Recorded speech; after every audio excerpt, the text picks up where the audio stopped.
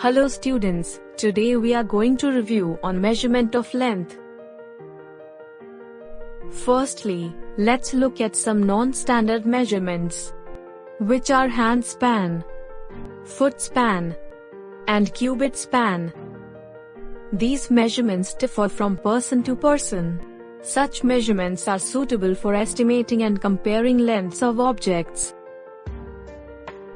Then in standard measurement, we use ruler or measuring tape involving millimeter, centimeter, meter, and kilometer for accurate measurement. Here, 10 millimeters equals 1 centimeter, 100 centimeters equals 1 meter, and 1000 meters equals 1 kilometer. There are different types of measuring scales. This is an example of a measuring tape which can be used to measure lengths of any objects.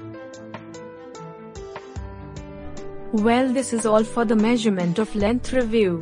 Thank you.